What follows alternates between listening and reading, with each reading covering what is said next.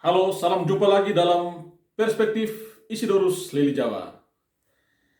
Selamat siang dan semoga saya menjumpai sahabat-sahabat Perspektif Isidorus Lili Jawa dalam keadaan yang sehat walafiat, lahir dan batin.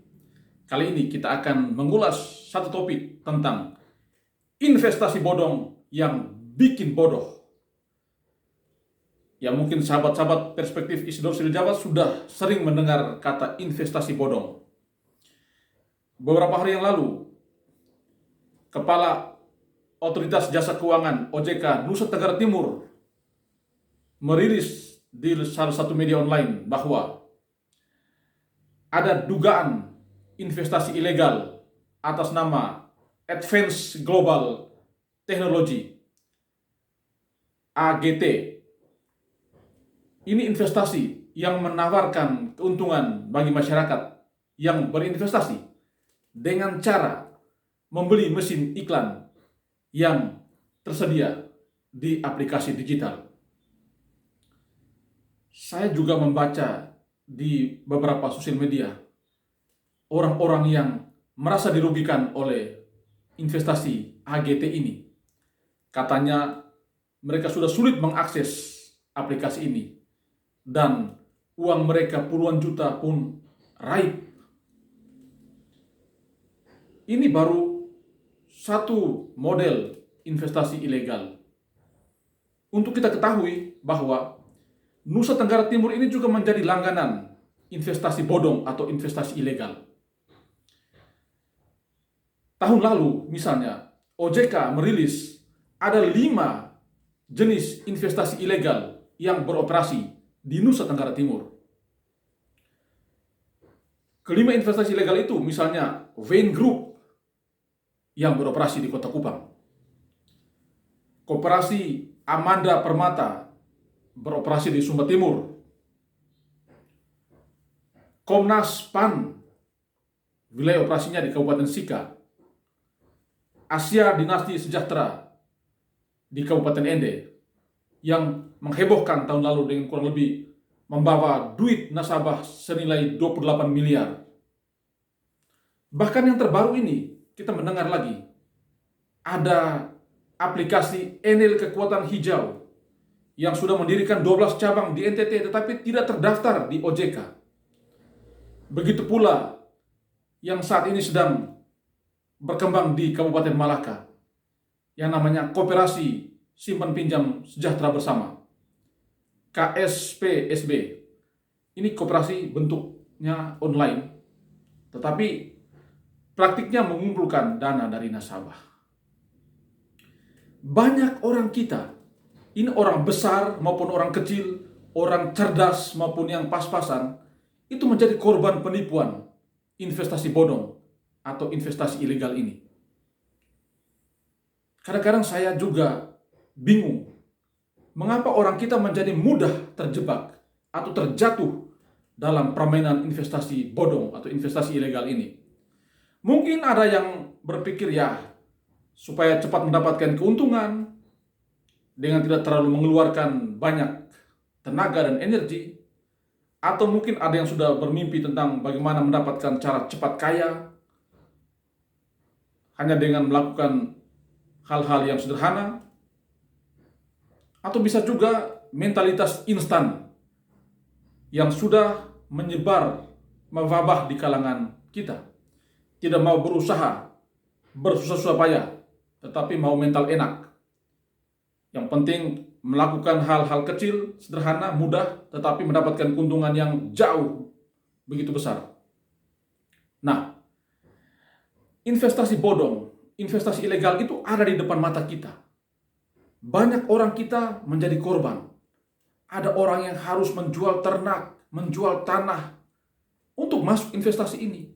Karena tawarannya begitu menggiurkan.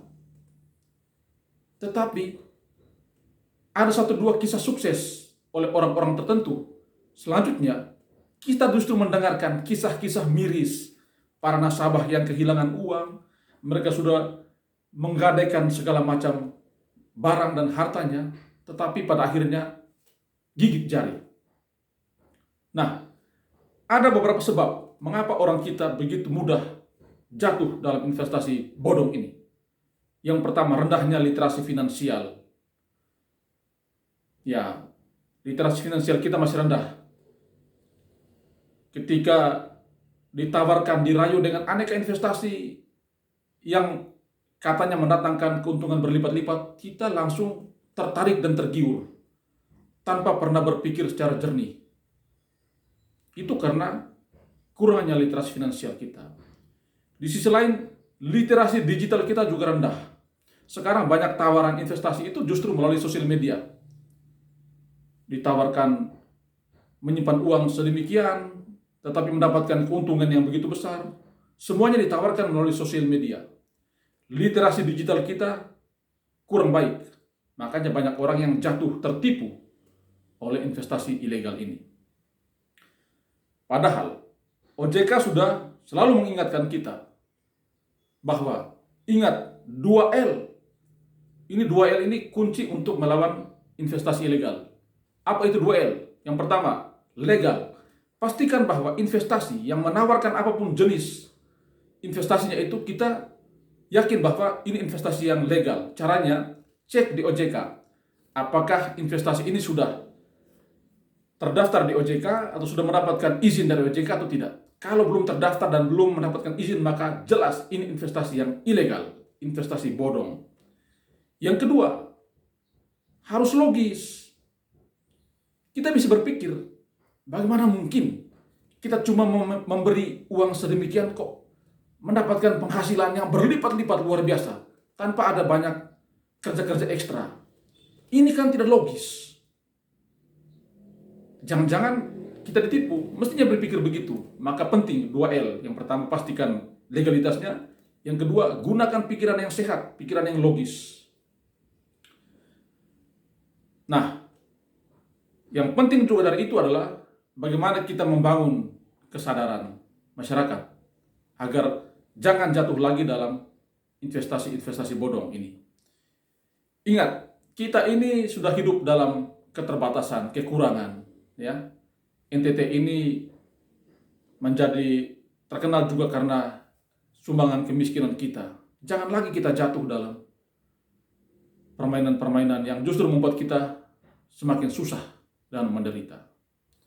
Saya ajak masyarakat NTT untuk semakin cerdas, tolak investasi bodong, tolak investasi ilegal, laporkan apabila Anda menemukan ciri-ciri investasi di tengah masyarakat yang mengarah pada investasi bodong atau ilegal itu. Dan catatan buat OJK, kalau bisa, tim investasi, tim pengawas investasi daerah itu, jangan hanya ada di provinsi, bentuk juga di kabupaten-kabupaten, dengan melibatkan berbagai elemen atau stakeholder, supaya semakin cepat dan mudah merespons atau mencegah berbagai praktik investasi ilegal yang ada di tengah-tengah masyarakat kita ini. Pastikan Anda tidak menjadi korban investasi ilegal atau investasi bodong hari ini, besok, dan mungkin nanti. Terima kasih banyak, salam hormat saya, dan Tuhan memberkati kita.